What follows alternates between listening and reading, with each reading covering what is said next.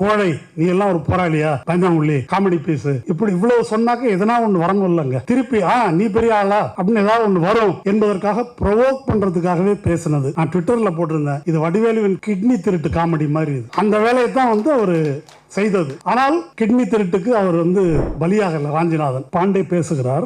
நிறைய ஆச்சரியமான விஷயங்களை ஜஸ்டிஸ் தன்னுடைய வரையறைக்குள் இருந்து பண்றாங்க. நான் பலமுறை வியந்துகிட்டே இருக்கிறேன், எப்படி அவர் இன்னும் கண்டெம்ட்ல சிக்காம இருக்காருன்னு.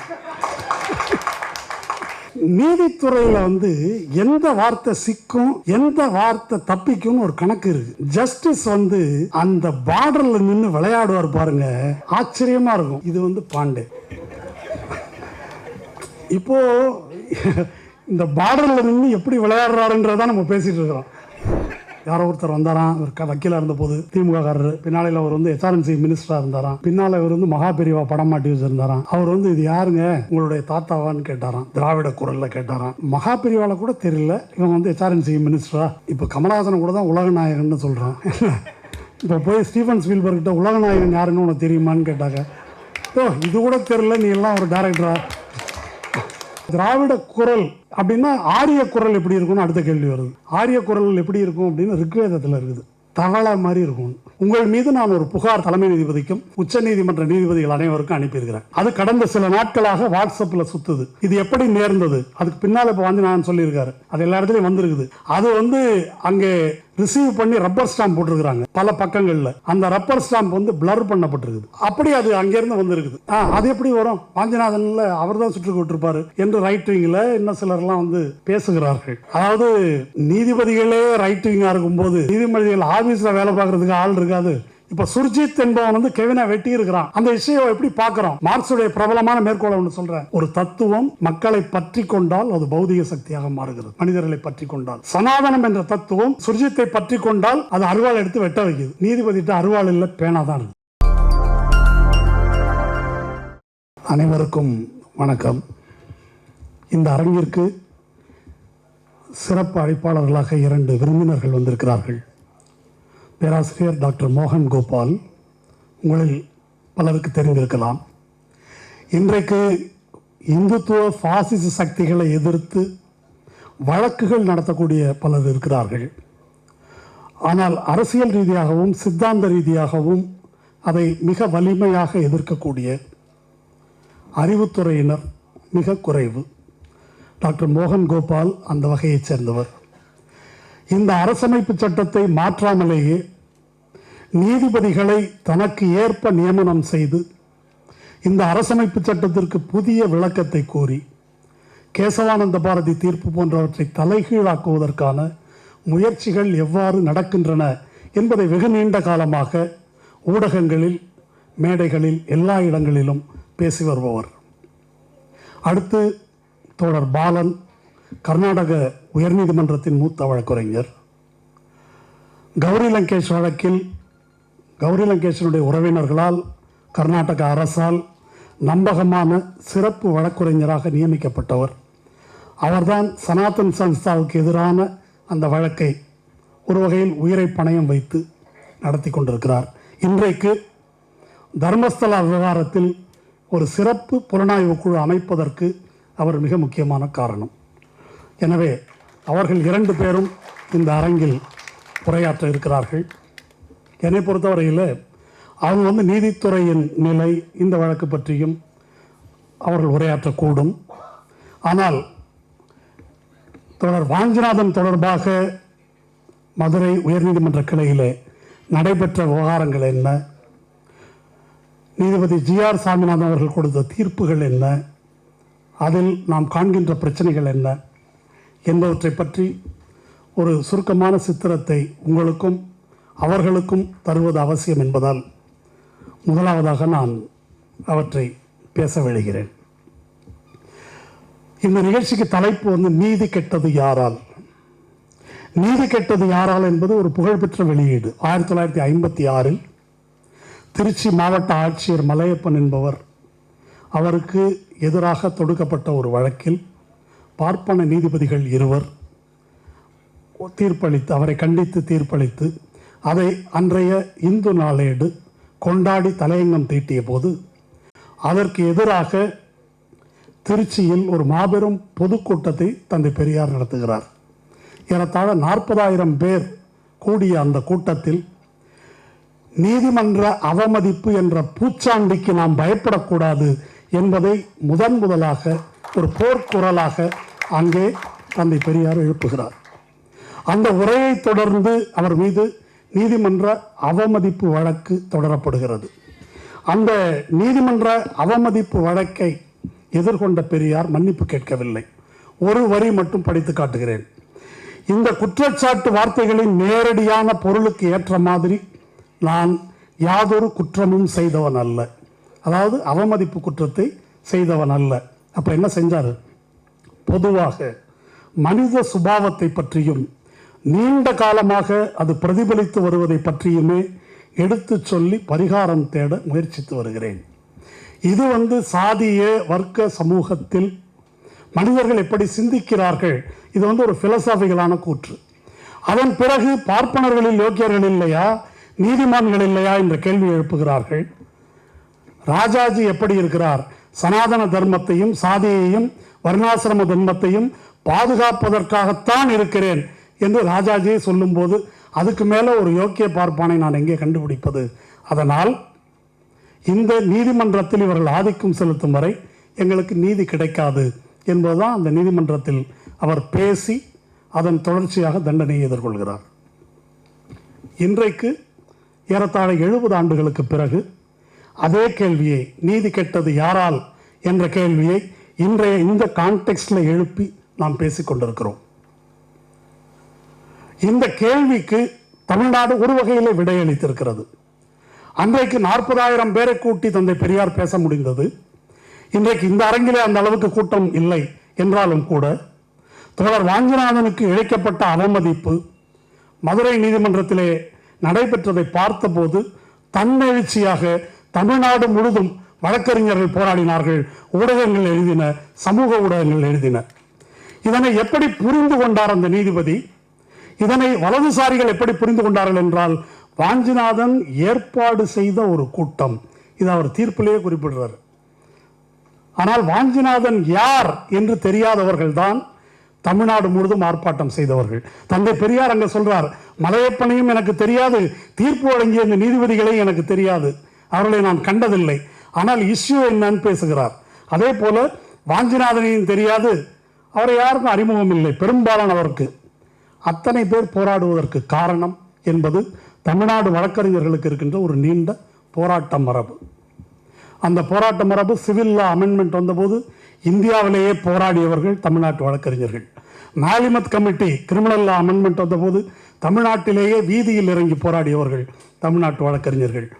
இன்னும் காவிரி உரிமைக்காக, ஈழப் பிரச்சனைக்காக வீதியில் இறங்கி போராடியவர்கள் தமிழ்நாட்டு வழக்கறிஞர்கள். அது மட்டுமல்ல, மதுரையிலே நீதிபதிகளின் ஊழலுக்கு எதிராக இந்திய வரலாற்றில் எப்போதும் இல்லாத அளவிற்கு 1000க்கும் மேற்பட்ட வழக்கறிஞர்கள் நீதிபதியின் ஊழல், நீதிபதியின் பெயரை சொல்லி ஊர்வலம் போனார்கள். அதன் பிறகு இந்த வழக்கறிஞர்களை அடக்க வேண்டும் என்பதற்காக நீதியரசர் TN கவுல் இங்கே தலைமை நீதிபதியாக இருந்தபோது வழக்கறிஞர்களை கட்டுப்படுத்துவதற்கு சில விதிகள், அதாவது நீதிபதியை ஆண்டையாகவும் வழக்கறிஞர்களை அவருக்கு கீழே வேலை செய்கின்ற பணியாட்களாகவும் மாற்றுகின்ற விதத்திலான விதிமுறைகள் வகுக்கப்பட்ட போது அதை எதிர்த்து 10,000 வழக்கறிஞர்கள் தமிழ்நாட்டில் திரண்டு சென்னை உயர்நீதிமன்றத்தை முற்றுகையிட்டு அந்த விதிமுறைகளை திரும்ப பெற வைத்தார்கள். இவற்றின் விளைவாக 20க்கும் வாஞ்சிநாதன் உள்ளிட்டு 20க்கும் மேற்பட்ட வழக்கறிஞர்கள் பலருக்கு வாழ்நாள் தடை, சிலருக்கு 2 மாதம் 3 மாதம் தடை. வாழ்நாள் தடைன்னா இனிமேல் நீ வக்கீலாக பிராக்டிஸ் பண்ண முடியாது என்ற தடை தோழர் வாஞ்சிநாதனுக்கு அப்போதே விதிக்கப்பட்டது. அப்படிப்பட்ட ஒரு போராட்ட மரபு தமிழ்நாட்டு வழக்கறிஞர்களுக்கு இருக்கிறது.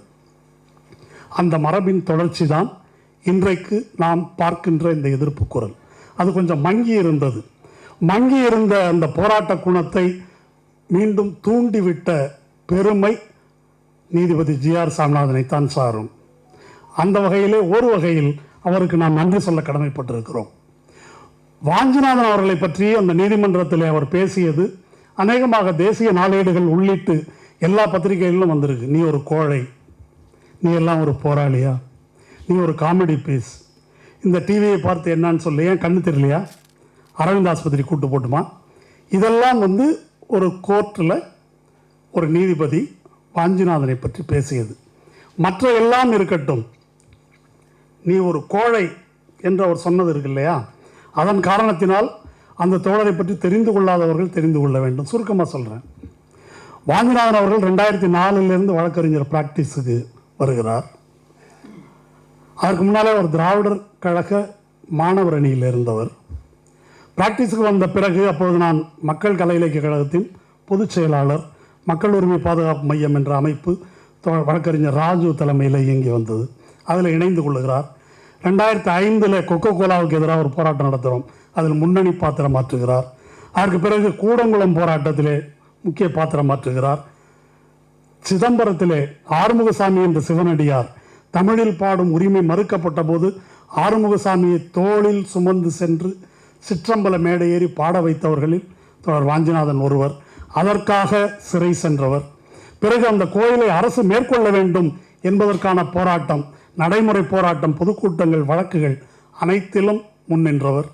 அதற்கு பின்னால் அனைத்து சாதியினரும் அர்ச்சகராதல் என்ற சட்டத்தை கலைஞர் கொண்டு வந்து அது உச்சநீதிமன்றத்திலே முடக்கப்பட்ட போது அந்த வழக்கை நடத்துவதற்கும் அதன் பின்னர் இன்று வரையிலே அது எதிர்கொள்ளுகின்ற தடைகளை எதிர்த்து பொதுவெளியில் பிரச்சாரம் செய்வது, உச்சநீதிமன்றத்தில் வழக்கு நடத்துவது, போராட்டம் நடத்துவது ஆகிய அனைத்திலும் முன்னணி பாத்திரம் மாற்றுபவர் தோழர் வாஞ்சிநாதன்.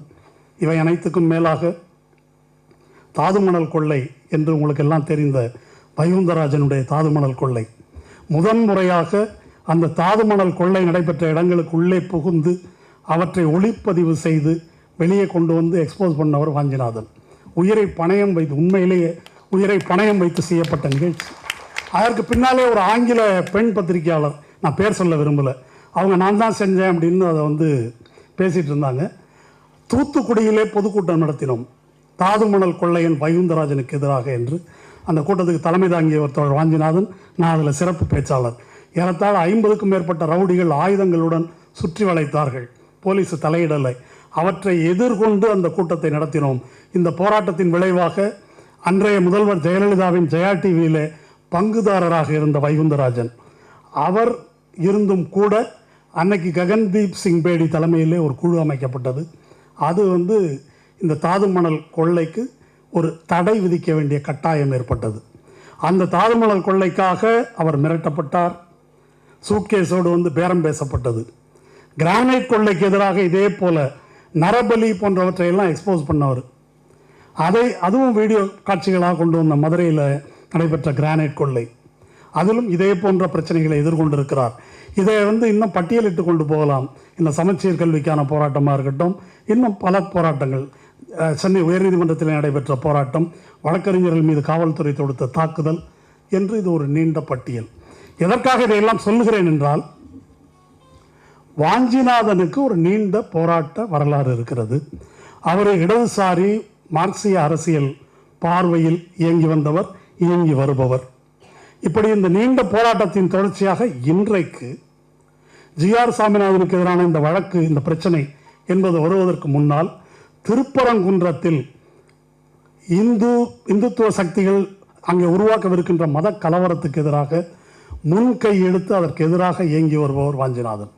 அந்த தர்கா என்பது அது முருகனுக்கான மலை, தர்கா வந்து ஆக்கிரமிப்பு என்று பேசிக் கொண்டிருந்தவர்கள் மத்தியில் முதன்முறையாக பிரைவி கவுன்சில் வரையிலே போய் என்ன வழக்கு தொடுக்கப்பட்டு என்ன தீர்ப்பு வந்திருக்கிறது, 100 ஆண்டுகளுக்கு முன்னரே எப்படி இஸ்லாமியர்களுடைய அந்த உரிமை தீர்ப்பில் நிலைநாட்டப்பட்டிருக்கிறது, கீழே வந்து ஒரு பார்ப்பன நீதிபதி வழங்கிய தீர்ப்பு எப்படி இஸ்லாமியர்களின் உரிமையை உறுதி செய்கிறது, அது பிரைவி கவுன்சில் வரையில் எப்படி நின்றது என்ற உண்மைகளை எல்லாம் வெளிக்கொண்டு வந்து அதோடு நிறுத்தி கொள்ளாமல் அங்கே மத நல்லிணக்க கூட்டமைப்பு ஒன்றை ஏற்படுத்தி அவர்கள் இந்த முருகன் மாநாடு, அறுபடை வீடு மாநாடு, அந்த திருப்பரங்குன்றம் பிரச்சனை இதெல்லாம் நடத்தும்போது அவற்றுக்கு எதிராக மக்களை திரட்டி ஒரு இயக்கத்தை கட்டமைத்த மிக முக்கியமான முன்னணியாளர் தோழர் வாஞ்சிநாதன். அது மட்டுமல்ல, அந்த மாநாட்டில் அரசியல் பேசக்கூடாது என்பதை நீதிமன்றத்திலே தலையிட்டு நீதிபதி புகழேந்தி மூலம் அத்தகைய ஒரு நிபந்தனையை வரவழைத்து, அந்த நிபந்தனையை மீறிய அண்ணாமலை மீதும் அந்த நிபந்தனையை மீறிய நயினார் நாகேந்திரன் உள்ளிட்டவர்கள் மீது கண்டெம்ட் வழக்கு கொடுத்து பதிவு செய்ய வைத்து ப்ரொசீட் பண்ணியிருக்கிறார். இப்போது இன்றைக்கு வழக்கறிஞர் வாஞ்சிநாதனுக்கு எதிராக இப்படி ஒரு பிரச்சனை வருகிறது என்று சொன்னால் இவ்வளோ நீண்ட ஒரு பின்புலம் இருக்குது. மிக முக்கியமான ஒன்றை விட்டுட்டேன், ஸ்டெர்லைட் போராட்டம். அந்த ஸ்டெர்லைட் போராட்டத்தில் ஈடுபட்ட மக்கள் கமிட்டிக்கு சட்ட ஆலோசகர்களாக இருந்தவர்கள் வழக்கறிஞர் வாஞ்சிநாதனும் தூத்துக்குடியைச் சேர்ந்த ஹரிராகவன் என்ற வழக்கறிஞரும். அந்த வாஞ்சிநாதன் அருணா ஜெகதீசன் குழுவின் முன்னால் கொடுத்த வாக்குமூலம்தான் அந்த அறிக்கையின் மிக முக்கியமான பகுதி. அன்றைக்கு அந்த டார்கெட்டட் கில்லிங், துப்பாக்கி சூடு என்பது டார்கெட்டட் கில்லிங் என்பது அருணா ஜெகதீசன் குழு அறிக்கையில் இருக்கிறது. அதில் இவர்கள் 2 பேரும் கொல்லப்பட்டிருக்க வேண்டியவர்கள் தற்செயலாக தப்பித்தார்கள். கிராமப்புற மக்களுக்கு தலைமை தாங்கி வந்ததுனால துப்பாக்கி சூடு நடக்கிறதுக்கு கொஞ்சம் பின்னால் வந்துட்டாங்க அவங்க, அதனால் உயிர் பிழைத்தார்கள். இப்படி ஒரு நீண்ட போராட்ட மரபை கொண்ட அவர் தோழர். அவர் இது மாதிரி பல காசுக்காக அவர் ஃபைட் பண்ணியிருக்காரு. அதன் தொடர்ச்சியாகத்தான் நீதிபதி சாமிநாதன் அவருடைய தீர்ப்புகள் அவற்றை விமர்சனம் செய்து சமூக ஊடகங்களில் அவர் பேசி வருகிறார். நானும் பேசியிருக்கிறேன். ஏனென்றால் அவர் மக்கள் உரிமை பாதுகாப்பு மையத்தின் மாநில ஒருங்கிணைப்பாளர், அதில் நான் தலைமை குழு உறுப்பினர். நான் 2 பேரும் அதை பற்றி பேசியிருக்கிறோம். அதை ஒட்டி தான் இந்த கண்டெம்ட் அப்படின்ற பிரச்சனையை அவர் எழுப்பியிருக்கிறார். அப்போது ஒரு கேள்வி, இந்த நிகழ்ச்சிக்கு ஏற்பாடு செய்த போது தோழர் மதுர் சத்யா சொன்னார், பல பேர் ஃபோன் பண்ணி இப்படி நடத்தலாமா சார், இது கண்டெம்ட் இல்லையா, இது பிரச்சனை ஆகிடாதா நீதிமன்றத்தை விமர்சிப்பது என்று தொலைபேசியில் பலர் கேட்டதாக சொன்னார். இப்போ இந்த கண்டெம்ட் என்பது என்ன, எதுக்காக இந்த கண்டெம்ட் ஆஃப் கோர்ட் என்பது இருக்குது? நாம் ஒரு ஜனநாயக நாடு என்று சொல்லிக் கொள்கிறோம். இந்த ஜனநாயகத்தை காப்பாற்றுவதற்கு அரசமைப்பு சட்டம் இருக்கிறது என்று சொல்லுகிறோம். ஒருவேளை தேர்ந்தெடுக்கப்பட்ட எக்ஸிக்யூட்டிவ், நாடாளுமன்றமோ சட்டமன்றமோ, இந்த அரசமைப்பு சட்டத்தின் அடிப்படை கோட்பாடுகளுக்கு எதிராக அவர்கள் சட்டம் இயற்றுவார்களேயானால் அவற்றை நிராகரிக்கின்ற அதிகாரமும் உரிமையும் உச்சநீதிமன்றத்துக்கு இருக்கிறது. அதுதான் கேசவானந்த பாரதி கேஸ். அப்போது இந்த நாட்டின் ஜனநாயக விழுமியங்களை, லிபர்ட்டி, ஈக்குவாலிட்டி, ஃப்ராட்டர்னிட்டி என்ற அடிப்படையிலான கான்ஸ்டிடியூஷனல் மொராலிட்டியை, மக்களுடைய அடிப்படை உரிமைகளை காப்பாற்றுகின்ற பொறுப்பை இந்த நாட்டின் நீதிமன்றங்கள் ஏற்றிருக்கின்றன என்ற காரணத்தினால்தான் அந்த நீதிமன்றங்களை அவமதிப்பது குற்றம் என்ற ஒரு விதிமுறையை நாம் ஏற்றுக்கொள்கிறோம், அதற்கு அடங்கி நடக்கிறோம்.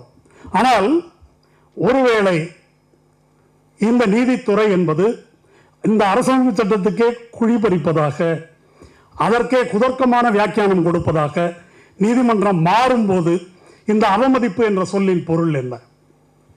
அந்த அவமதிப்பு என்ற சொல்லை நாம் ஏற்றுக்கொண்டு அடங்கி நடக்க வேண்டுமா என்ற கேள்வி எழுகிறது. இதற்கு நான் பதில் சொல்வதை விட 2018 உச்சநீதிமன்றத்தின் 4 மூத்த நீதிபதிகள் பதில் சொல்லி இருக்கிறார்கள்.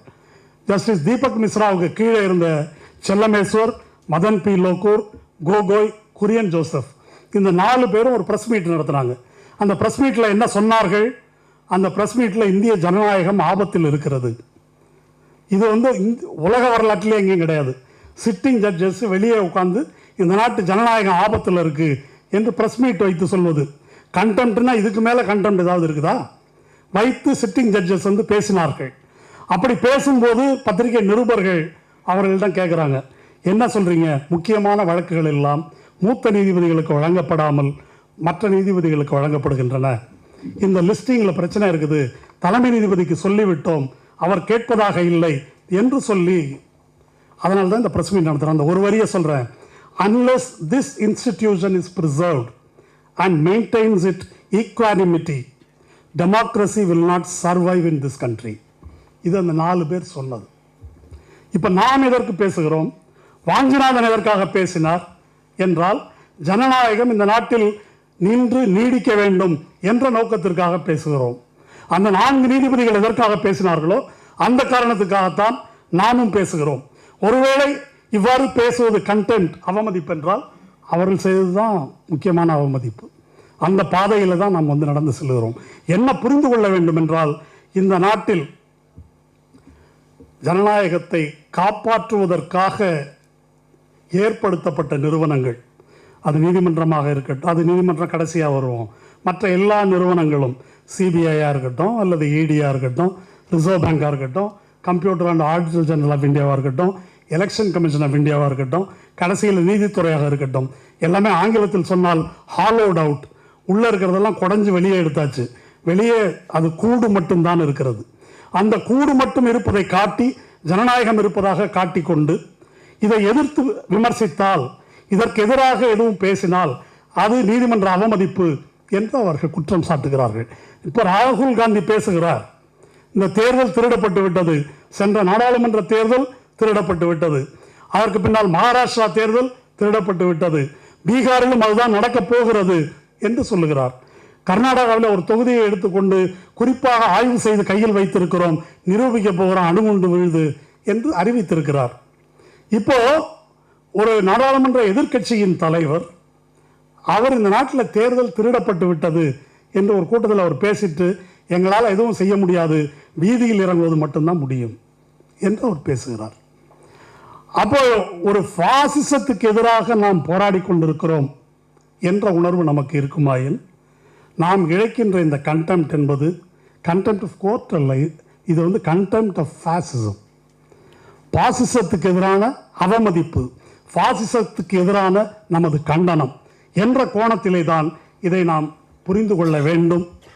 அந்த கோணத்தில் தான் இந்த பிரச்சனையை நாம் பார்க்கிறோம். இனி இந்த தொடர் வாஞ்சிநாதன் விஷயத்தில் நடைபெற்றது என்ன என்பதை சுருக்கமாக சொல்ல விரும்புகிறேன். கடந்த 24ஆம் தேதி ஒரு சர்வீஸ் மேட்டர், ஒரு பதவி உயர்வு தொடர்பான ஒரு வழக்கு, அதில் ஏற்கனவே தமிழ் பல்கலைக்கழகம் சார்ந்த வழக்கு, அதில் எதிர்மனுதாரர் சார்பாக வழக்கறிஞர் வாஞ்சிநாதன் அப்பீல் ஆகிறாரு. அதில் அப்பீலுக்கு வராங்க. அப்பீல் என்பது ஒரு ஜட்ஜ் பெஞ்சில் இவர் வாதாடி இருக்கிறார். 2 ஜட்ஜ் பெஞ்சுக்கு அப்பீல் போகும்போது அந்த வழக்காடி இவருடைய கிளையண்ட் வேறொரு மூத்த வழக்கறிஞர்கிட்ட அதை மாற்றி கொடுக்குமாறு கேட்பதனால் இவர் மாற்றி கொடுத்துட்றார். 24ஆம் தேதிக்கு ஒரு வாரம் முன்னதாகவே வேறொரு வழக்கறிஞருக்கு இதை மாற்றி கொடுத்து விடுகிறார். நல்லா கவனிச்சுங்க, ஒரு வாரம் முன்னதாக. 24ஆம் தேதி அந்த வழக்கு பட்டியலிடப்படுகிறது. 24ஆம் தேதி நீதிமன்றம் வெளியிடுகின்ற காஸ்ட் லிஸ்ட்டில் வாஞ்சிநாதன் பேர் கிடையாது, அந்த இன்னொரு வழக்கறிஞர் பேர் தான் இருக்குது. 23ஆம் தேதி அன்று மதுரை ஹைகோர்ட் அட்வொகேட்ஸ் அசோசியேஷன் வழியாக ஒரு வாட்ஸ்அப் செய்தியில் இவருக்கு வந்து சம்மன் வருது, நாளைக்கு வழக்குக்கு நீங்கள் ஆஜராக வேண்டும் என்று. யார் வழியாக? அட்வொகேட் அசோசியேஷன் வழியாக வாட்ஸ்அப் செய்தியில். இது எந்த முறையில் வரும் தெரில எனக்கு. இருந்தாலும் இவர் வந்து அங்கே போய் ஆஜராகிறார். ஆஜராகும்போது இந்த வழக்கில் நீங்கள் தான் வக்கீலா கேட்டால், நான் வக்கீல் இல்லை, நான் மாற்றி கொடுத்துட்டேன், என் பேரே காஸ்ட் லிஸ்ட்டில் இல்லைன்னு சொல்கிறாரு. அப்படியா, அது பரவாயில்ல, நீங்கள் என்னை பற்றி இது மாதிரி பேசிகிட்டு இருக்கிறீங்க, நான் வந்து சாதி சார்பாகவும் கம்யூனலாகவும் நடந்து கொள்ளுகிறேன் என்று நீங்கள் பேசிக்கொண்டிருக்கிறீர்கள், இன்னமும் அந்த கருத்தில் தான் இருக்கிறீர்களா, மாற்றிக்கொண்டு விட்டீர்களா அப்படின்னு கேட்குறார். திடீர்னு இப்படி கேட்டோன்னே, என்ன இப்படி கேட்குறீங்க, இந்த வழக்கில் நான் இல்லை, இப்போ இப்படி கூப்பிட்டு கேட்டிங்கன்னா எப்படி, எப்போ பேசினேன், எங்கே பேசினேன் என்பதை நீங்கள் எழுதி கொடுங்க, நான் அதுக்கு பதில் கொடுக்குறேன், இப்படி கேட்டால் நான் எப்படி பதில் சொல்ல முடியும் என்கிறார். அப்படி சொல்லும்போது தான் தைரியமாக சொல்லுங்கள், நீங்கள் என்ன கோழையா, அறியோ கவர்ட் அப்படின்னு அப்போ கேட்குறார். அதற்கு வாஞ்சிநாதன் மசியவில்லை, நீங்கள் எழுதி கொடுங்க அப்படின்றதில் நிற்கிறார். அப்படி சொன்னதன் காரணமாக அன்று மாலையே ஒரு ஆர்டர், அங்கே கோர்ட்லேயே ஒரு ஆர்டர் டிக்டேட் பண்ணுறாரு. அதை நான் தமிழில் சொல்கிறேன். நீதிபதி ஜி.ஆர். சாமிநாதன் தனது நீதி வழங்கும் கடமைகளை ஆற்றுகையில் சாதிய சார்புடன் நடந்து கொண்டார் என்ற உங்களது குற்றச்சாட்டில் வாஞ்சிநாதனாகிய நீங்கள் இன்னும் உறுதியாக இருக்கிறீர்களா என்ற குற்றச்சாட்டில் இன்னமும் நீங்கள் உறுதியாக இருக்கிறீர்கள். ஆனால் நீங்கள் பண்ணது உண்மைதான், இன்னமும் அந்த கருத்தில் இருக்கிறீங்களா இல்லையா, எஸ் ஆர் நோ, அது மட்டும் சொல்லுங்க. இது எவ்வளவு சூழ்ச்சித்திறம் வாய்ந்த கேள்வி என்பதை புரிந்து கொள்ள வேண்டும். கேள்வி வந்து நீங்கள் இப்படி பேசியிருக்கிறீங்க அப்படின்னு இல்லை, ஆமா இல்லையான்னு இல்லை, அந்த கருத்தில் இன்னமும் இருக்கிறீர்களா, மாற்றிக்கொண்டு விட்டீர்களா, இது கேள்வி. இது அங்கே டிக்டேட் பண்ணது. அதற்கு பிறகு ஒரு 5-6 பக்கத்துக்கு டீட்டெயில்டு ஆர்டர் போடுறாரு. அந்த டீட்டெயில்டு ஆர்டரில் என்ன சொல்கிறார் அப்படின்னு சொன்னாக்கா, வாஞ்சிநாதன் ஒரு criminal contempt, the conduct of Vanchinathan prima facie constitutes criminal contempt of court அப்படின்றது அந்த உத்தரவில் இருக்குது. இதுக்கு பொருள் என்ன அப்படின்னா, ஒரு நீதிமன்ற அவமதிப்பு செய்தார், அவருடைய நடத்தை நீதிமன்ற அவமதிப்பு சார்ந்தது என்பதற்கு பிரைமா ஃபேசி இருக்குது என்று அந்த உத்தரவில் இருக்குது. அதற்கு பின்னால் 25ஆம் தேதி நீதிமன்றத்தினுடைய அடிஷனல் ரெஜிஸ்ட்ராரிடமிருந்து ஒரு நோட்டீஸ் வருது. அது வந்து ப்ரீ காக்னிசன்ஸ் நோட்டீஸ். அதாவது ஒரு வழக்கை காக்னிசன்ஸுக்கு எடுத்துக்கொள்வதற்கு முன்னால் குற்றம் சாட்டப்பட்டவரை நீங்கள் என்ன சொல்கிறீங்கன்னு விசாரிப்பதற்கான நோட்டீஸ். அது அடுத்த நாள் வருது. முதல் நாள் குற்றத்துக்கான முகாந்திரம் இருக்குன்னு இவர் டிக்ளேர் பண்ணிட்டார். அதுக்கு அடுத்த நாள் தான் முகாந்திரம் இருக்குதா அப்படின்னு விசாரிக்கிறதுக்கான நோட்டீஸ். அதாவது தலைகீழ இது முடிவுக்கு வந்த பிறகு இந்த நோட்டீஸ். அது 28ஆம் தேதி ஆஜராக சொல்கிறாங்க. 28ஆம் தேதி நீதிமன்றத்தில் நடந்ததை பலர் பார்த்திருப்பீர்கள், ஊடகங்கள் எல்லாம் பார்த்துருப்பீங்க. அன்றைக்கு நடைபெற்றது இதுதான். திரும்ப திரும்ப ஒரு வீடியோ பதிவை போடுகிறார். ஒரு வீடியோ பதிவை போட்டுட்டு இதை பார்த்து சொல்லுங்கள், நீங்கள் தானே பேசுனது, என்ன பேசுனீங்க சொல்லுங்கள், அது என்ன எழுத்து தெரியல அப்படின்னு பார்க்கும்போது தான் கண்ணு தெரியலையான்னு கேட்குறாரு. இந்த பேச்சு கோழை, நீ எல்லாம் ஒரு போராளியா, இது எல்லாத்தையும் அவர் பேசிடுறாரு. பேசின பிறகு இது எதற்கும் வாஞ்சிநாதன் அவரைப் போலவே நிதானம் இழந்து எந்த பதிலும் சொல்லவில்லை. என்னுடைய கருத்து என்னவென்றால், நீதிபதி வாஞ்சிநாதனுடைய கணக்கு என்ன அப்படின்னு சொன்னால், கோழை, நீ எல்லாம் ஒரு போராளியா, பஞ்சாங்குள்ளி, காமெடி பீஸு, இப்படி இவ்வளோ சொன்னாக்க எதனா ஒன்று வரணும் இல்லைங்க. திருப்பி நீ பெரிய ஆளா அப்படின்னு ஏதாவது ஒன்று வரும் என்பதற்காக ப்ரொவோக் பண்ணுறதுக்காகவே பேசினது. நான் ட்விட்டரில் போட்டிருந்தேன், இது வடிவேலுவின் கிட்னி திருட்டு காமெடி மாதிரி இது. அந்த வேலையை தான் வந்து அவர் செய்தது. ஆனால் கிட்னி திருட்டுக்கு அவர் வந்து பலியாகலை வாஞ்சிநாதன். நீங்கள் எழுதி கொடுங்க என்பதோடு நிறுத்தி கொண்டார். அதற்கு பிறகு ஒரு ஆர்டர் பாஸ் பண்ணி இந்த 24ஆம் தேதி அந்த உத்தரவு வந்த பிறகு 28ஆம் தேதி நீதிமன்றத்தில் ஆஜரான வாஞ்சிநாதன் 10 பக்கத்துக்கு எழுத்துப்பூர்வமாக ஒரு பதில் கொடுத்துருக்காரு. இந்த நீதிமன்ற நடவடிக்கையில் அவர் எழுத்துப்பூர்வமாக கொடுத்த பதிலை எந்த விதத்திலும் அவர் கண்டுகொள்ளவில்லை. யார்? நீதிபதி. ஒரு லெட்டர், ஒரு குற்றச்சாட்டு கொடுக்குறீங்க, அதுக்கு 10 பக்கத்துக்கு அவர் பதில் கொடுத்துருக்காரு. அந்த பதில் மேலே தானே நீங்கள் பேசணும், அதை தூக்கி ஓரமாக வச்சுட்டு இந்த டிவிக்கு பதில் சொல்லு என்று தான் வந்து அந்த விசாரணை நடந்திருக்கிறது. பதிலில் வாஞ்சிநாதன் கொடுத்த பதிலில் என்ன சொல்லியிருக்கிறார்?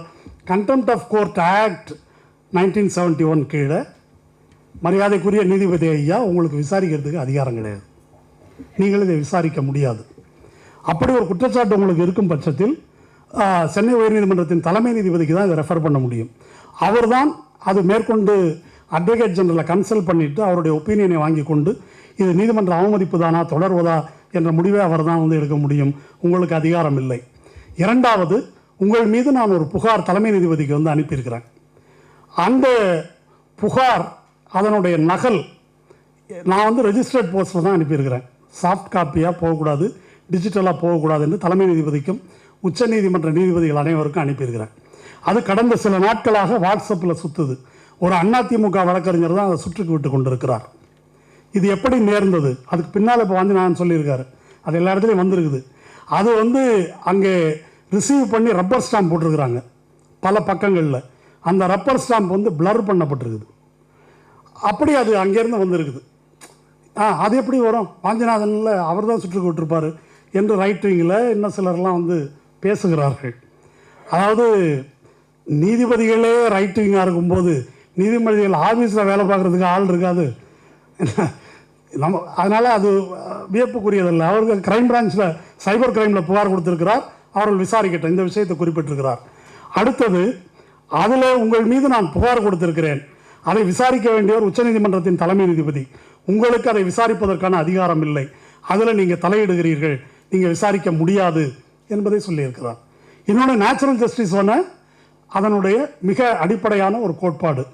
Nobody can be a judge for is own cos. தனக்குத்தானே ஒருத்தர் நீதிபதியாக இருக்க முடியாது. குற்றம் சாட்டுபவரும் நீங்கள், விசாரிப்பவரும் நீங்கள், நீதிபதியும் நீங்கள் என்று இருக்க முடியாது என்பதையெல்லாம் அவர் எழுதியதற்கு கொஞ்சம் கூட பணிந்தெல்லாம் வந்து எழுதலை. இதெல்லாம் பதில் எழுதியிருக்கார். இது எதற்கும் அந்த நீதிமன்றத்தில் அவர் பதில் சொல்லவில்லை. அதுக்கு மேலே அவர் வந்து மற்ற எல்லாத்தையும் பற்றி பேசியிருக்கிறார், கோர்ட்லேயே பேசியிருக்கிறார். எல்லாம் தெரியும், உங்களுக்கு பின்னால் இருக்கிற ஜட்ஜெல்லாம் எங்களுக்கு தெரியும் யார் இருக்கிறாங்க. ஏனென்றால் அதற்கு முந்தைய நாட்களில் 8 உயர்நீதிமன்ற ஓய்வு பெற்ற நீதிபதிகள் இதை, இந்த நீதிபதி சாமிநாதன் அவர்கள், வாஞ்சிநாதன் தப்பு பண்ணலைன்னா அவங்க சொல்லலை. நீதிமன்ற அவமதிப்பு என்றால் அதை நீங்கள் வந்து இப்படி விசாரிக்க முடியாது, உங்களுக்கு அந்த அதிகாரம் கிடையாது. அதுவும் அந்த பெஞ்சில் வந்த வழக்கு வேறு, அந்த பெஞ்சை வைத்து கொண்டு நீங்கள் விசாரிக்க முடியாது. கண்டெம்ட் ஆஃப் கோர்ட் ஆக்ட் இப்படி இருக்குது, நீங்கள் விசாரிக்க முடியாது என்ற முறைகள் பற்றி தான் அவர்கள் சுட்டி காட்டினார்கள். அதையே அவரால் பொறுத்துக்க முடியல. அடுத்தது, உங்களோட ஈக்கோ சிஸ்டம்லாம் எனக்கு தெரியும், இதுக்கெல்லாம் நான் பயப்பட மாட்டேன், இதெல்லாம் கோர்ட்டில் அவர் பேசினது. ஆர்டரில் சன் டிவியில் கார்டு போடுறாங்க, 8 நீதிபதி அறிக்கைக்கு பயந்துக்கிட்டு தான் நான் இப்படி தீர்ப்பு கொடுத்துட்டேன்னு. அதெல்லாம் கிடையாது, நான்லாம் பயப்பட மாட்டேன். இதெல்லாம் வந்து தீர்ப்பில் இருக்குது. அப்போ அவர் ஒரு நிதானம் இழந்து விட்டார் என்பதை மட்டும்தான் இதை அனைத்திலும் நாம் வந்து பார்க்க முடிகிறது.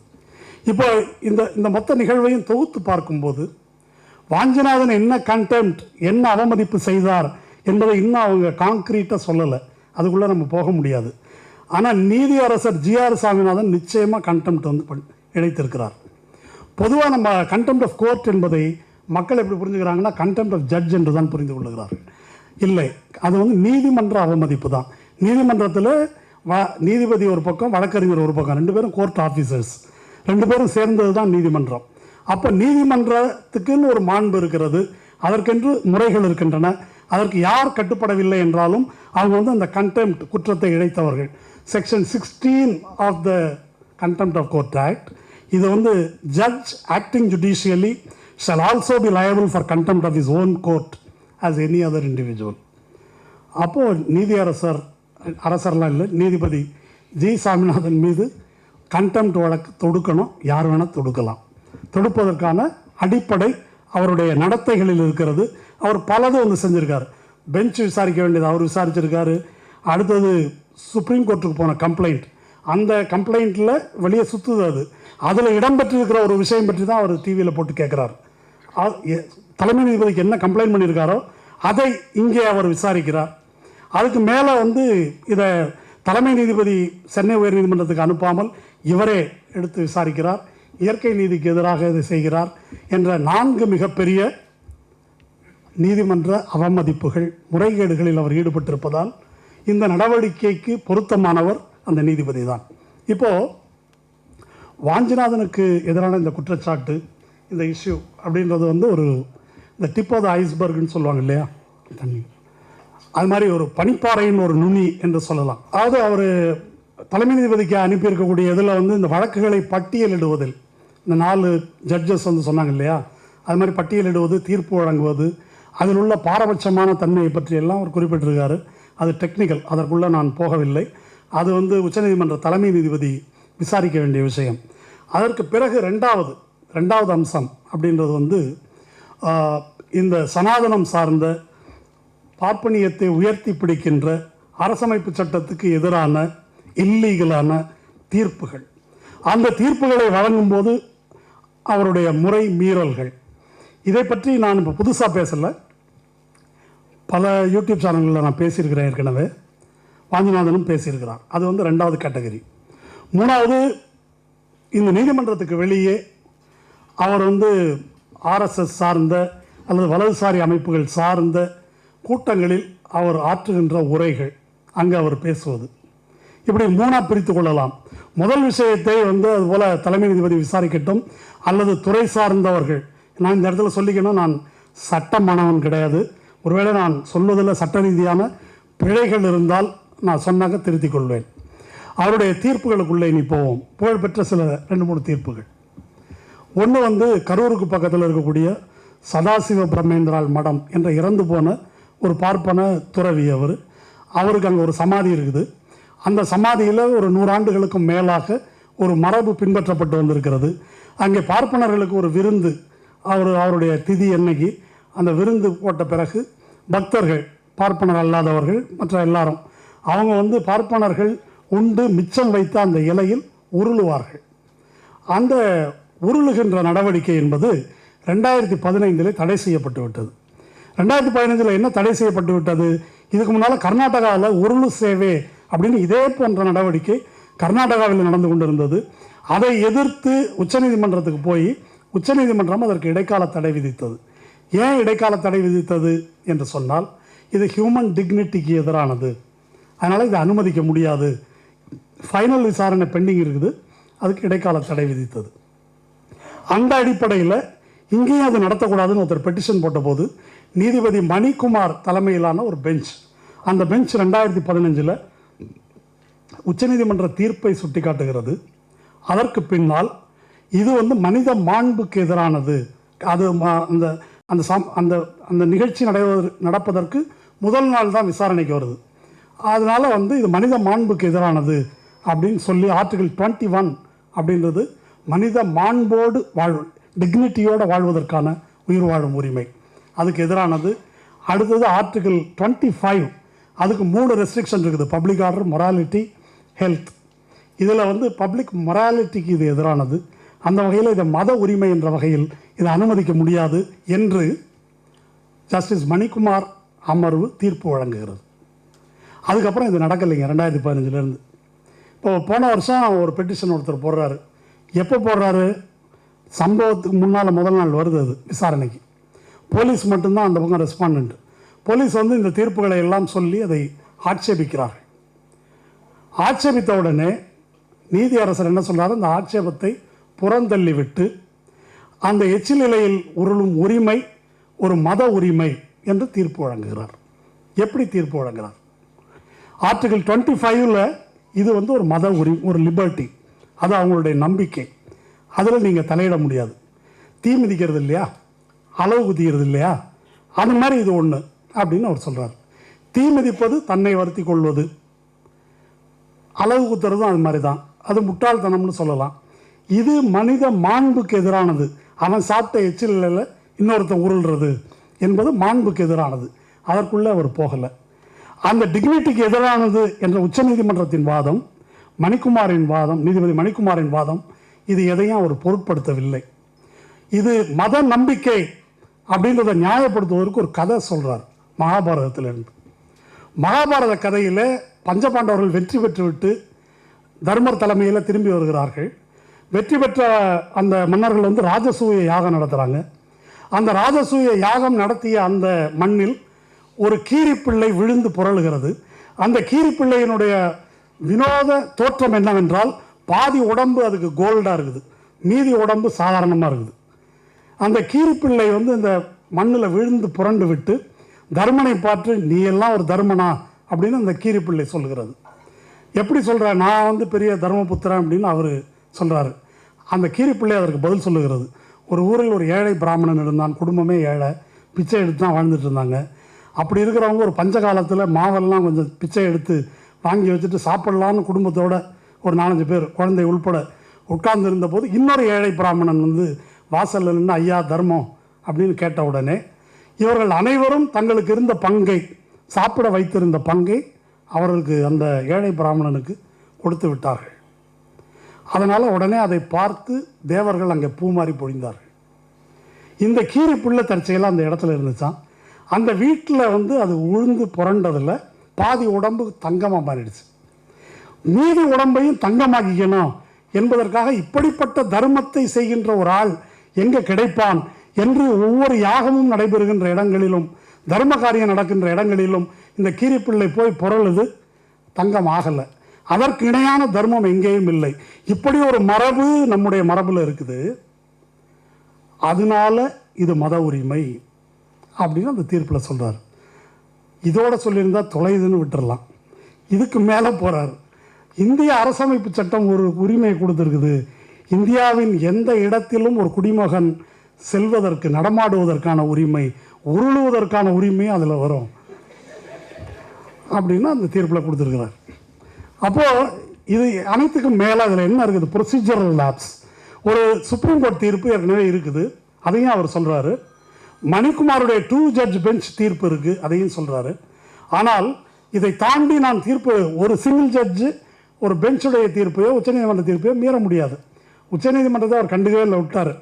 பெஞ்சு தீர்ப்பை பொறுத்த வரைக்கும் அவர் என்ன சொல்கிறாருன்னா, மணிக்குமார் எதிர்த்தரப்புக்கு நோட்டீஸ் போட்டு, அந்த சதாசிவ பிரம்மேந்திரால் மடம் அவங்களுக்கு நோட்டீஸ் போட்டு அவங்கள விசாரிக்காமல் ஒருதலை பட்சமாக தீர்ப்பு கொடுத்து விட்டதால் இது இயற்கை நீதிக்கு எதிரானது. மணிக்குமார் அதை தெளிவாக சொல்கிறார். This is against human dignity. யாரையும் கேட்க வேண்டியதில்லை. இப்போ நரபலி கொடுக்குறான்னு வச்சுக்கோங்க, அவனுக்கு நோட்டீஸ் போட்டு அவன்கிட்ட கேட்கணுமா? தெரியல, என்ன உங்கள் கருத்தை சொல்லுங்கள் அப்படின்னு கேட்கணுமான்னு கேட்குறேன். அப்போ இது ஹியூமன் டிக்னிட்டிக்கு எதிரானது என்ற அடிப்படையில் அவர் யூனிலேட்டரலாக எடுத்து அதை ஆர்டர் பாஸ் பண்ணுறாரு. அது நேச்சுரல் ஜஸ்டிஸுக்கு எதிரானது என்று சொல்லி அந்த இது வந்து அந்த தீர்ப்பு இது ஒன்று. அப்போது இந்த தீர்ப்பில் இருக்கக்கூடிய நமக்கு நம்பிக்கைகள் சார்ந்த விஷயம் என்று சொன்னால், உங்களுடைய நம்பிக்கைகள் வந்து இந்த அரசமைப்பு சட்ட விழுமியங்களுக்கு, கான்ஸ்டிடியூஷனல் மொராலிட்டிக்கு உட்பட்டதாக இருக்க வேண்டும். அப்படி உட்பட்டதாக இல்லை என்றாலும் அதுக்குள்ளே அவர் போகிறாரு அப்படின்றது ரெண்டாவது, வயலூர் அனைத்து சாதி அர்ச்சகர் என்பது தமிழக அரசு நியமித்தது உங்களுக்கு எல்லாம் தெரியும். அப்படி நியமித்த பிறகும் ஒரு 25-26 பேரை நியமித்தாங்க. ஆகஸ்ட் 14, 2021 அன்று நியமித்த பிறகும் கூட அதில் நியமிக்கப்பட்ட அந்த கோயில்களில் ஒரு 5 அல்லது 6 கோயில்கள் வந்து ஆகம விதிப்படியான கோயில்கள். அதில் ஒன்று திருச்சிக்கு பக்கத்தில் இருக்கக்கூடிய குமார வயலூர் முருகன் கோயில். அந்த வயலூர் கோயிலில் 2 பார்ப்பனர் இல்லாத அர்ச்சகர்கள் நியமிக்கப்பட்டாங்க. அப்படி நியமிக்கப்பட்டும் கூட அவர்களை கருவறைக்குள்ளே அங்கே இருக்கிற பார்ப்பன அர்ச்சகர்கள் அனுமதிக்கவில்லை. அவங்க என்ன செஞ்சுட்டாங்கன்னா, நியமித்து எல்லாமே ஒரு நம்ம இங்கேருந்து எஸ்ஆர்என்சி தலைமை அதிகாரிகள் மாதம் மும்மாரி பொழிகிறதான்னு கேட்டிருக்கிறாங்க. பொழிகிறதுன்னு சொல்லிட்டாங்க. வாசலில், கருவறை வாசலில் அவங்களை நிற்க வச்சு சூடம் காட்ட வச்சு ஒரு ஃபோட்டோ எடுத்து உள்ளே நின்று காட்டுறாங்க அப்படின்னு அனுப்பிட்டாங்க. எல்லாம் ஓகேன்ட்டாங்க, முடிஞ்சிருச்சு. அப்போது இது அந்த மாணவர்களிடமிருந்து அதை கேள்விப்பட்டு நான் நேரில் போய் விசாரித்தேன். நேராக போய் அந்த கடைக்காரர்கள்ட்டெல்லாம் கேட்டேன். எல்லாருமே மன வருத்தத்தோடு அதை சொன்னார்கள். பாரம்பரிய அர்ச்சகர்களின் குடும்பத்தினர் என்பவர்கள் உள்ள கருவறைக்குள்ளே பூஜை செய்பவர்கள் தண்ணியை போட்டு ரோட்டில் உருள்றான், அவன்லாம் உள்ளே போகிறானுங்க, நம்ம பையங்களை உள்ளே விட மாட்டேன்றாங்க என்று சுற்றி இருக்கக்கூடிய கடைக்காரர்கள் எல்லாம் தங்கள் மனக்குமுறலை வெளிப்படுத்தினார்கள். ஓகே, இது வெளியே வந்து அங்கே இருக்கக்கூடிய மாகாயிகா உள்ளிட்ட அமைப்புகள் போய் போராட்டம் நடத்தி ஒரே ஒரு நாளைக்கு அந்த ஒரு பையன் வந்து உள்ளே போய் தமிழில் அர்ச்சனை செய்து வழிபாடு நடத்துகிறார். உடனே அந்த அர்ச்சகர்கள் வந்து, முருகா, இந்த திராவிட ஆட்சி ஒழியணும், காஷ்மீர் மாதிரி எங்களை இன அழிப்பு செய்கிறாங்க, மோடி ஐயா தான் எங்களை காப்பாற்றணும்னு வீடியோ வந்தது. அந்த அர்ச்சகர்கள் பேசி வீடியோ வெளியிட்டார்கள். அதோடு அவர்கள் நிறுத்தவில்லை. மதுரை உயர்நீதிமன்றத்தில் சாமிநாதன் அமர்வில் ஒரு வழக்கு தொடுத்தார்கள். என்ன வழக்கு? இந்த 2 பேரை நியமித்தது யார் வழக்கு தொடுத்தவர்கள் என்றால், அங்கே இருக்கக்கூடிய மூத்த அர்ச்சகர்களுடைய சொந்தக்கார பையங்க. அவங்க வந்து நியமனமே இல்லாமல் உள்ளே போய் எல்லாம் பண்ணிட்டு இருக்கிறாங்க. நியமிக்கப்பட்ட இவங்களை வந்து இந்த பிள்ளையார் சிலையை கழுவு, நவகிரகத்தை கழுவு அப்படின்னா அப்படி வச்சுருக்கிறாங்க, மெயின் சன்னதி உள்ளே விடாமல். அப்போ அந்த பையங்க போட்டிருக்கிற பெட்டிஷன் என்ன அப்படின்னாக்கா, ஆகம விதிக்கு விரோதமாக இவர்கள் நியமிக்கப்பட்டிருக்கிறார்கள், எனவே இவர்களை பதவி நீக்கம் செய்ய வேண்டும். இதுதான் பெட்டிஷன். அந்த பெட்டிஷனில் அவங்க ரொம்ப திருத்தமாக சில விஷயங்களை குறிப்பிடுகிறார்கள். நாங்கள் பிராமணர்கள் குருக்கள் என்ற உட்பிரிவை சேர்ந்தவர்கள், நாங்கள் சிவாச்சாரியார்கள். இந்த 3 அந்த பெட்டிஷனில் அவங்க சொல்கிறாங்க. இந்த பெட்டிஷன் விசாரணைக்கு வந்தபோது இந்த பக்கம் பார்ப்பனர் இல்லாத மாணவர்களுக்காக நீதிமன்றத்தில் அப்பியர் ஆகிறவர் வாஞ்சிநாதன். அப்படி அது நாங்கள் வந்து பாரத்வாஜ கோத்திரம், அவங்க சொல்லியிருக்கிறது நாங்கள் பாரத்வாஜ கோத்திரத்தில் வந்தவர்கள், இந்த மாதிரி இருக்கிறோம். இவங்கெல்லாம் அதெல்லாம் கிடையாது. இவங்க வந்து சில விதிமுறைகள்லாம் வச்சுருக்கிறாங்க. 18 வயது அரசு அர்ச்சகராக நியமிக்கிறது 18 வயசு ஆகிருக்கணும், 8ஆம் கிளாஸ் படிச்சிருக்கணும், அதுக்கப்புறம் ரிட்டையர்மெண்ட்டு இதெல்லாம் சொல்லியிருக்கிறாங்க. ஆகம விதியில் வந்து 18 வயசு கிடையாது. இவங்க வந்து 1.5 வருஷம் படிச்சுட்டு தீட்சை பெறுகிறார்கள். நாங்கள்லாம் 7 வயசுக்கு தீட்சை வாங்கிட்டு அப்புறம் தான் படிப்போம். அதுதான் ஆகம விதி. அதுபோல் அப்பாயின்மெண்ட்டுக்கு வயது கிடையாது, எங்களுக்கு ரிட்டையர்மெண்ட்டும் கிடையாது. ஆனால் சம்பளம்லாம் உண்டு, அதில் ஒன்றும் ஆகம விதிக்கு விரோதம் இல்லை. இதெல்லாம் அந்த பெட்டிஷனில் இருக்குது. இந்த பெட்டிஷனை வாங்கி வைத்துக்கொண்டு ஜிஆர் சாமிநாதன் விசாரிக்கிறார் இவர்கிட்ட. இவங்க பாரத்வாஜ கோத்திரம், உங்கள் பையங்க என்ன அப்படின்னு கேட்குறாரு. அவங்களும் பாரத்வாஜ கோத்திரம் தான் அப்படின்னு அவர் சொல்கிறாரு. ஜிஆர் சாமிநாதனுக்கு கோபம் அந்த முகத்தில். எப்படி சொல்கிறீங்க? இல்லை, அவங்க எப்படி சொல்கிறாங்களோ அப்படி தான் சொல்கிறோம். இது நடந்தது, ஜோக் இல்லை, இது நடந்தது. அவங்க எப்படி சொல்கிறாங்களோ அப்படி தான் சொல்கிறோம். நீங்கள் இந்த வாதத்தை பின்வாங்கிக்கிறீங்களா? Otherwise you may have to face the consequences அப்படின்றார். இந்த வாதத்தை திரும்ப பெறுகிறீர்களா, இல்லை பின் விளைவுகளை நீங்கள் சந்திக்க வேண்டியிருக்கும். நோ, ஐ ஸ்டாண்ட் பை இட்னு ஒரு பதில் சொல்கிறார். சரியா? இப்போது இதுக்கப்புறம் இந்த வாதங்கள்லாம் நடக்குது. அப்போ அடுத்தது அவர் சொல்கிறாரு, வாஞ்சிநாதன், நானே ஒரு ஸ்மார்த்த பிராமணன், நான் இந்த கருவறைக்குள் நுழைய முடியாது, இவங்க போக முடியுமா அப்படின்னு கேட்குறாரு. இவர் என்ன பதில் சொல்கிறாருன்னா, நீங்களும் அந்த கருவறைக்குள்ளே போக வேண்டும், எல்லோருக்கும் அந்த உரிமை வேணுன்றதுக்கு தான் நாங்கள் ஃபைட் பண்ணிட்டுருக்கிறோம், தகுதியுடைய எல்லோரும் போக வேண்டும். இதெல்லாம் கோர்ட்டில் நடந்தது. அவருடைய தீர்ப்பில் இது எதுவுமே கிடையாது. வாஞ்சிநாதன் ஒரு பிறவி அங்கே வாதாடினதாகவே அந்த தீர்ப்பில் இல்லை. அவருடைய ஆர்குமெண்ட் மட்டும் இருக்குது. இப்போ இதனுடைய விஷயத்துக்குள்ளே நம்ம போவோம். ஏன் கோத்திரம் பாரத்வாஜ கோத்திரம் என்று சொன்ன உடனே அவருக்கு அவ்வளோ கோபம் வந்தது என்பதை நம்ம ஒரு காமன் சென்ஸ் கொஸ்டின். இப்போது நீங்கள் உங்களை யாராவது இருக்கிறீங்க, என்னங்க உங்கள் அப்பா பேர் ராமசாமி, உங்கள் பாட்டன் பேர் கோவிந்தசாமி, அப்புறம் கொள்ளுப்பாட்டன் பேர் கூட யாருக்கும் நமக்கு தெரியாது, அதுக்கு மேலே தெரியாது. ஆனால் பார்ப்பனர்களை பொறுத்தவரையில் ஒரு பார்ப்பன இளைஞன், பூணூல் அணிவிக்கப்பட்ட ஒரு பார்ப்பன இளைஞன் ஒரு முதியவரை பார்க்கும்போது அவங்க வணங்குகின்ற முறை அப்படின்னு ஒன்று இருக்குது. அந்த வணங்குகின்ற முறை என்பது என்ன அப்படின்னாக்கா, நான் பாரத்வாஜ கோத்திரத்தில் உள்ள இன்னின்ன முனிவர்களின் வழி வந்தவன், நான் ஆபஸ்தம்ப சூத்திரம், இது மாதிரி சூத்திரங்கள், இந்த விதிமுறைகளால் ஆளப்படும் குடும்பத்தை சேர்ந்தவன், நான் ரிக்கு யஜுர் சாமம், இந்த வேதத்தில் ஒரு குறிப்பிட்ட வேதம், அந்த வேதத்தை சார்ந்த மரபை சேர்ந்தவன், அப்புறம் என்னுடைய பேர். அப்போது இவங்க நம்ம பீகாரில் வந்து பர்த் சர்டிஃபிகேட்டு இப்போது ஒரு கொஞ்ச நாள் முன்னால் தான் கேட்குறாங்க. இவங்களுக்கு 2000 வருஷத்துக்கு முன்னால் பர்த் சர்டிஃபிகேட் வச்சுருக்கிறாங்க. என்ன, பாரத்வாஜர்லேருந்து லைனேஜ் இருக்குது, இதில் நாங்கள் வந்தவங்க அப்படின்றதுக்கு இவங்கள்ட்ட ஆதாரம் இருக்குதான். இந்த ஆதாரத்தை அவர் வந்து நம்புகிறார் ஜிஆர் சாமிநாதன். ஆனால் நீங்கள் நான் பிராமின்ஸ் அப்படின்னா நீங்கள் எப்படி இந்த லைனேஜில் வர முடியும் என்பது அவருடைய கேள்வி. வாய்ப்பு இருக்கிறவங்க அம்பேத்கருடைய ரைட்டிங்ஸ் வந்து படித்து பாருங்கள். இந்த இந்த கோத்திரம் என்பது வந்து எக்ஸோகமி, அது சாதி என்பது எண்டோகமி. எக்ஸோகமின்னா என்ன, கோத்திரம் என்றால் ஒரு கோத்திரத்தில் வந்தவர்கள் சகோதரர்கள் ஆவார்கள், அதுக்குள்ளே திருமண உறவு வைத்துக் கொள்ள முடியாது. அந்த மரபு மகர் சாதியிடம் இருந்திருக்கிறது, மராத்தா சாதியிடம் இருந்திருக்கிறது, நான் பிராமின் காஸ்ட்லையும் இருந்திருக்குது. ஆனால் இதுக்குள்ளே எண்டோகமியை கொண்டு வந்தது தான் பார்ப்பனியத்தின் சூழ்ச்சி என்று அவர் எழுதுகிறார். எப்படி அதை அவங்க வந்து மெயின்டைன் பண்ணுறாங்க அப்படின்றதை அவர் அம்பேத்கர் அதை பற்றி எழுதுகிறார். அப்போது இதில் உள்ள பிரச்சனை என்னன்னாக்கா, அவங்க பெட்டிஷன்லேயே ஜாதின்னு குறிப்பிடுறாங்க, அதை உறுதி செய்யும் விதத்தில் கோத்திரத்தை சொல்லுகிறார்கள். இது இத்தனைக்கு பிறகு இதையெல்லாம் கேட்டுக்கொண்டு ஜிஆர் சாமிநாதன் கொடுக்குற தீர்ப்பு என்ன அப்படின்னு சொன்னால், இந்த 2 பேரும் ஆகம விதிப்படி உங்களை நியமித்தது தப்பு, 3 மாதத்தில் உங்களை டிஸ்மிஸ் பண்ணணும், 2 பேரையும் இந்த கோயிலை விட்டு எடுக்கணும், வேற எங்கன்னா ஒரு கோயில், மாரியாத்தா கோயில், காளியாத்தா கோயில் போட்டுங்க, அது ஒன்றும் பிரச்சனை இல்லை, இந்த கோயிலில் அவங்க இருக்கக்கூடாது, 3 மாதத்தில் எடுத்துடணும். அவங்க கேட்டது இவங்களை எடுத்துடணுன்றது மட்டும்தான். போனஸ் கொடுக்குறாரு ஜிஆர்எஸ். என்ன அப்படின்னு சொன்னால், அந்த அர்ச்சகர்கள் குடும்பத்தை சேர்ந்த பையங்களில் யார் தகுதியானவங்களோ அவங்களுக்கு போட்டு கொடுக்கணும் இங்கே வேலை. இது வந்து தீர்ப்பு. இது எந்த முறைக்குள்ளே வரும் இந்த தீர்ப்பு அப்படின்றது ஒரு கேள்வி. அதாவது நீங்கள் கேட்காத, பிரேயர்லேயே இல்லாத, கோரிக்கையே இல்லாத ஒன்றை அவர் வழங்குகிறார். இது ஒன்று. ரெண்டாவது என்ன அப்படின்னு சொன்னால், 2015 அனைத்து சாதி அர்ச்சகர் சட்டம், கலைஞர் கொண்டு வந்த அந்த சட்டம் குறித்த தீர்ப்பு நீதிபதி கோகோய் ரமணா 2 பேரும் தான் கொடுக்குறாங்க. அந்த வழக்கில் நாங்கள் இம்ப்ளீட் பண்ணியிருந்தோம், ஆனால் அர்ச்சக மாணவர் சங்கம் ரங்கநாதன் சார்பாக இம்ப்ளீட் பண்ணியிருந்தோம். அந்த தீர்ப்பு கொஞ்சம் வில்லங்கமான தீர்ப்பு இருந்தாலும், அந்த தீர்ப்பினுடைய கடைசி பத்தியில் ஒரு விஷயம் இருக்குது. ஆகம விதிப்படி தான் நியமிக்க வேண்டும் என்றாலும் கூட சாதி போன்ற கான்ஸ்டியூஷனுக்கு எதிரான அளவுகோல்கள் பயன்படுத்தப்படக்கூடாது என்று அந்த தீர்ப்பில் இருக்குது. இப்போ இந்த வயலூர் மாணவர்களுடைய பெட்டிஷனில் தெளிவாக சொல்லியிருக்கிறாங்க, நாங்கள் பிராமின். ஆனால் நீங்கள் பொதுவாக நீங்கள் டிவி விவாதம் மற்றதில் பார்த்தாக்கா, நாங்களே போக முடியாது சார், இது வந்து ஜாதி கிடையாது சார், இது ஒரு டினாமினேஷன், இப்படி பலவிதமாக இதை பேசுவார்கள். ஆனால் அந்த பெட்டிஷனில் இதெல்லாம் இருக்குது.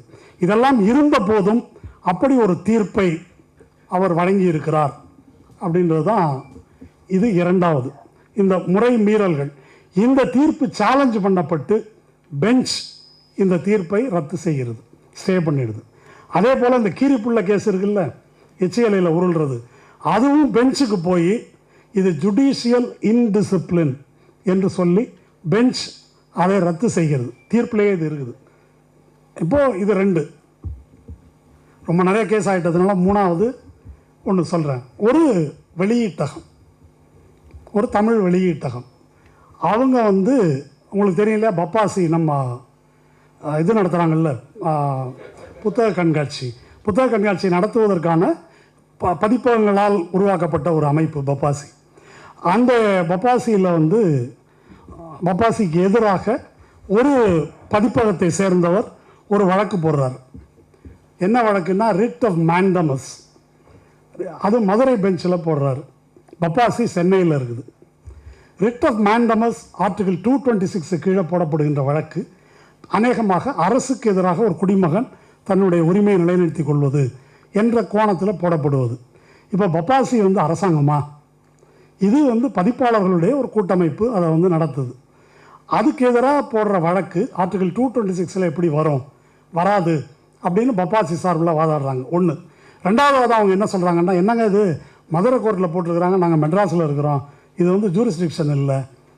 இந்த 2 வாதங்களையும் ஜிஆர் சாமிநாதன் வந்து நிராகரிக்கிறார். நிராகரிச்சுட்டு என்ன சொல்கிறார் அப்படின்னு சொன்னாக்கா, இங்கே பாருங்கள், பப்பாசி வந்து 75 லட்ச ரூபா கவர்மெண்ட்டுக்கிட்ட உதவி வாங்கியிருக்கிறீங்க. நீங்கள் வந்து பொது நோக்கத்துக்காக இருக்கிறீங்க. அது மட்டும் இல்லை, அதுக்கு மேலே ஒன்று, இந்த ஜோக்கு கேளுங்க. Article 51A of the constitution என்ன சொல்லுது தெரியுமா? Scientific temper, humanism, spirit of enquiry and reform, இதெல்லாம் வளர்க்கணும்னு சொல்லுது. அந்த வேலையைத்தான் புத்தகங்கள் செய்கின்றன. அப்போது இதையெல்லாம் வைத்து பார்க்கும்போது நீங்கள் வந்து நான் அரசாங்கம் இல்லைன்னு சொல்லி தப்பிக்க முடியாது. அப்போது உங்களுடைய கடமை என்ன? அந்த பதிப்பாளர் வந்து ஒரு கோரிக்கையை கேட்குறார். பதிப்பாளருடைய கோரிக்கை என்னன்னா, இந்த மாதிரி போன புக் ஃபேரில் எனக்கு 8 ஸ்டால் கேட்டேன், கொடுக்கல இவங்க. ரேட்டு வந்து எனக்கு எக்கச்சக்கமாக போட்டாங்க. ஒரு ஸ்டாலுக்கு 12,000 13,000. 8 ஸ்டால்னால் 8 × 13 தானே, அதுக்கு பதிலாக அதை விட கூட போட்டிருக்கிறாங்க. அமெரிக்கன் கான்சுலேட்டும் 8 ஸ்டால் வச்சுருக்கிறான், அந்த ரேட்டு எனக்கு போட்டிருக்கிறாங்க. இது எப்படி நியாயம்? அதனால் அந்த பணத்தை எனக்கு ரீஃபண்ட் பண்ணணும். எனக்கு 8 ஸ்டால் இப்படி வரிசையாக கொடுக்க மாட்டேன்றாங்க. எனக்கு வந்து நாங்கள் 1000 புக்குக்கு மேலே போட்டிருக்கிறோம், கொடுக்க மாட்டேன்றாங்க. அவங்க வந்து எனக்கு இந்த 8 ஸ்டாலையும் வரிசையாக கொடுக்கணும், ரேட்டை குறைக்கணும், இந்த ரேட்டில் போடணும். இதுதான் கோரிக்கை. இதெல்லாம் விசாரிச்சுட்டு நீ அரசியல்லாம் சொல்லி தப்பிக்க முடியாது. இந்த மாதிரி அரசமைப்பு சட்டத்தினுடைய வழிகாட்டும் கோட்பாடு இப்படி சொல்லியிருக்குது. அதனால் சயின்டிஃபிக் டெம்பரை வந்து கொண்டு வரது ரொம்ப முக்கியம். அதனால் நீங்கள் வந்து அவர் சொன்ன மாதிரி வரிசையாக 8 கடை கொடுக்கணும் ஒரே இடத்துல. அது மட்டும் இல்லாமல் இந்த ரேட்டு தான் போடணும், இதுக்கு மேலே ரேட்டெல்லாம் போடக்கூடாது. நீங்கள் வந்து ஒரு பொது நோக்கத்துக்காக இருக்கிற நிறுவனம், நீங்கள் வந்து நான் அது இல்லை இது இல்லைன்னா பேச முடியாது என்று சொல்லி ஒரு உத்தரவு பிறப்பிக்கிறார். இப்போ ஒரு குவிஸ். இந்த பதிப்பகம் என்பது யார்? நியூ செஞ்சுரி புக் ஹவுஸா, பாரதி புத்தகாலயமா, அப்புறம் சுயமரியாதை பிரச்சார நிறுவனமா, காலச்சுவடா? சரி, நான் ஒன்றும் சொல்லலை. யார் கை தட்டினீங்களோ நீங்கள்லாம் கமிட்டட் கண்டெம்ட். சரியா? இது ஒரு தீர்ப்பு. இது போன வருஷம் வந்துருக்குது. அப்போது இதையெல்லாம் என்னவென்று சொல்வது? இதுக்கு என்ன பொருள்? ரங்கராஜ் பாண்டே ஒரு நல்ல காரியம் செஞ்சார். ஜிஆர் சாமிநாதனை மேடையில் வைத்துக்கொண்டு, அது அந்த யூடியூப்பில் இருக்குது அந்த வீடியோ, நீங்கள் போய் பார்க்கலாம். பாண்டே பேசுகிறார். அதை வர்பாட்டும் என்ன சொல்கிறாருன்னு சொல்கிறேன். நிறைய ஆச்சரியமான விஷயங்களை ஜஸ்டிஸ் தன்னுடைய வரையறைக்குள் இருந்து பண்ணுறாங்க. நான் பலமுறை வியந்துக்கிட்டே இருக்கிறேன், எப்படி அவர் இன்னும் கண்டெம்ட்டில் சிக்காமல் இருக்காருன்னு. நீதித்துறையில் வந்து எந்த வார்த்தை சிக்கும், எந்த வார்த்தை தப்பிக்கும்னு ஒரு கணக்கு இருக்குது.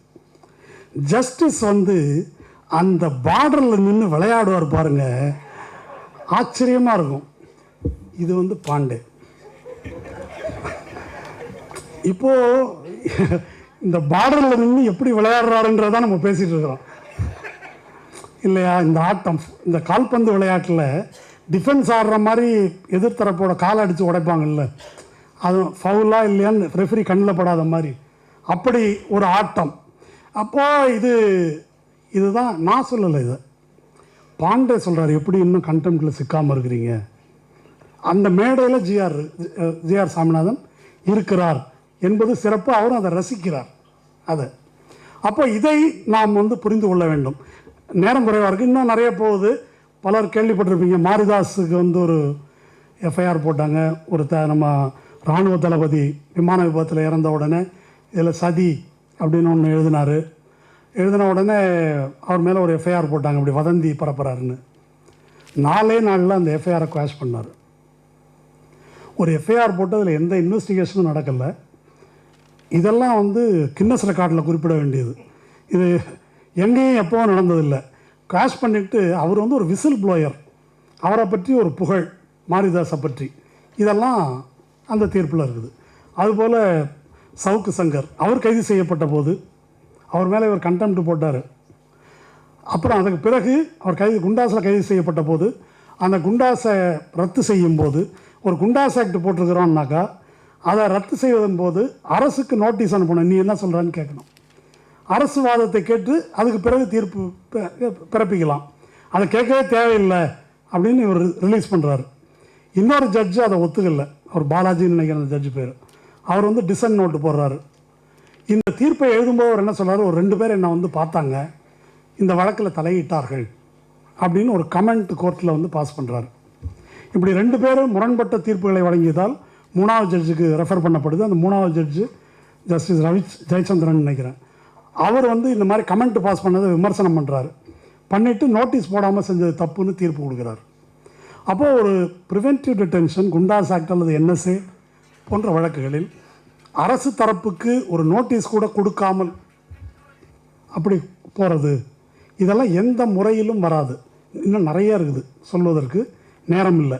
அதனால் இதை பற்றி நிறையா யூடியூப்பில் பேசியிருக்கிறோம். ஆர்வமுள்ள தோழர்கள் நீங்கள் கேட்டுக்கலாம். ஃபைனலி இந்த முறைமீறலுக்கான ஒரு மிக சமீபத்திய உதாரணம் என்பது ஆளுநர் விஷயத்தில் உச்சநீதிமன்றம் கொடுத்த அந்த தீர்ப்பு. அதை வயலேட் பண்ணுற மாதிரி ஒரு கொடுத்துருக்கிற ஒரு ஸ்டே. ஒரு UGC rules will prevail over the legislature's law, இது எங்கேயும் கிடையாது. அப்படி ஒன்று கொடுத்துருக்காரு. விரித்து பேச நேரம் இல்லை. அப்போது இதெல்லாம் நீதிமன்றத்தில் அவர் செய்திருப்பது. நீதிமன்றத்துக்கு வெளியே அவர் பேசி சமீபத்தில் பிரபலமாக சுற்றி கொண்டிருக்கிற வீடியோ வேதத்தை நம்புபவர்கள் கைவிடப்படார். அது நம்ம டீட்டெயிலாக போகலை, நமக்கு நேரம் இல்லை. அதனால் அதில் 2 விஷயம் அவர் சொன்னார். ஒன்று, முக்கியமாக ஒரு கார் ஆக்சிடெண்ட் ஒன்று நடக்குது. ஒரு அமெரிக்காவிலேருந்து வந்த ஒரு பெண் காரை ஓட்டிகிட்டு போகிறாங்க, ஒருத்தர் மேலே ஏற்றிடுறாங்க, அவர் இறந்துடுறாரு. அவர் கூட போன சகோதரர், அவர் வேதம் பயின்றவர், குடுமி வச்சுருக்கிறவர், பஞ்சகச்சம் கட்டியிருக்கிறவர்.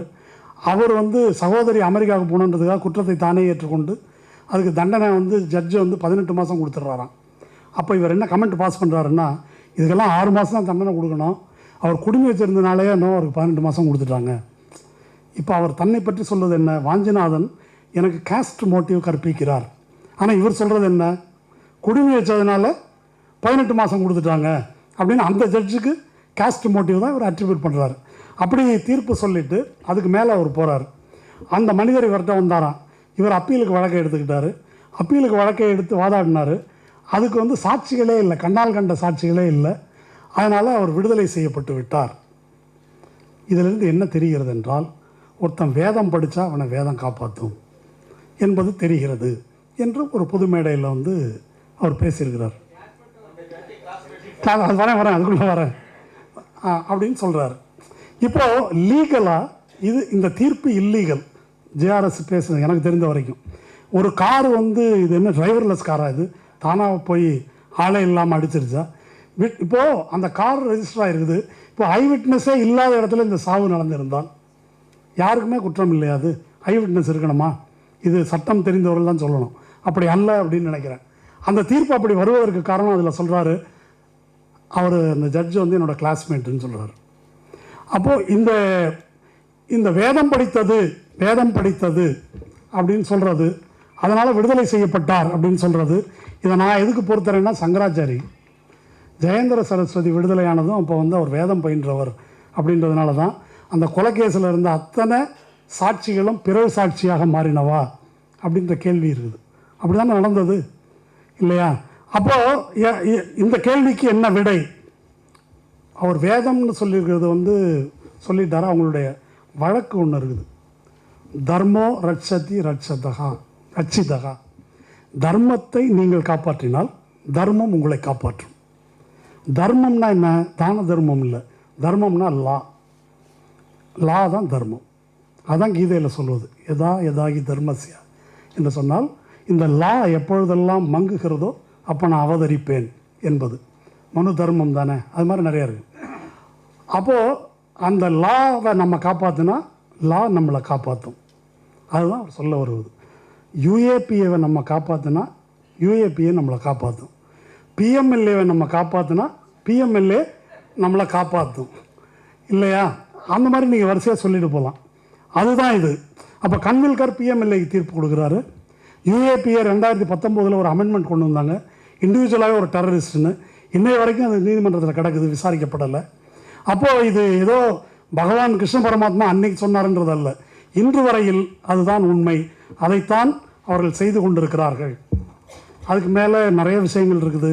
திராவிட குரல் அப்படின்னு சொல்லிட்டு அவர் கிண்டல் பண்ணி கலைஞரை கிண்டல் செய்து பேசியிருக்கிறார். யாரோ ஒருத்தர் வந்தாராம், அவர் வக்கீலாக இருந்தபோது திமுககாரர். பின்னாளில் அவர் ஹெச்ஆர்என்சி மினிஸ்டராக இருந்தாராம். பின்னால் இவர் மகா பெரியவா படம் மாட்டி வச்சுருந்தாராம். அவர் இது யாருங்க, உங்களுடைய தாத்தாவான்னு கேட்டாராம், திராவிட குரலில் கேட்டாராம். என்ன அப்படின்னு அவர் சொல்கிறார்.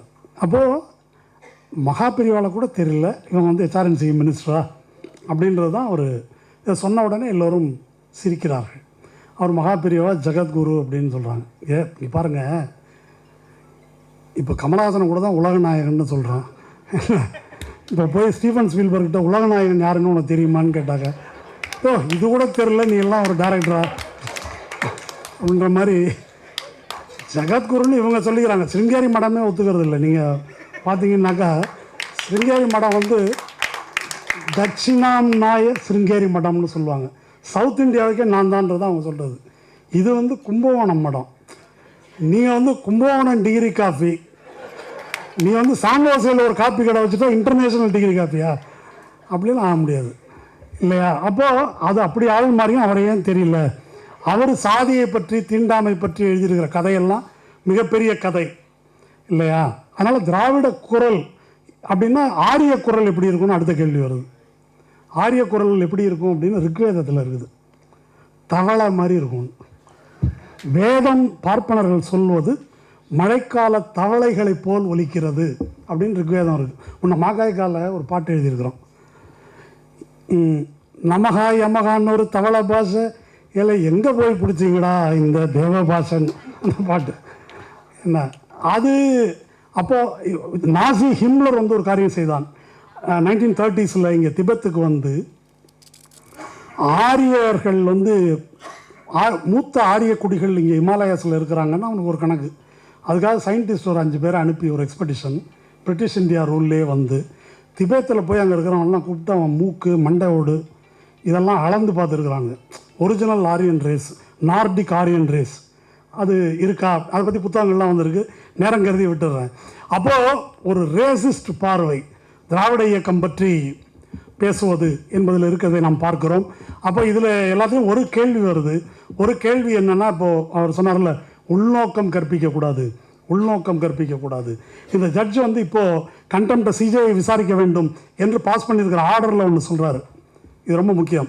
When a judge sits on his dais, he discharges his judicial duties as per his conscience and by strictly adhering to the judicial oath.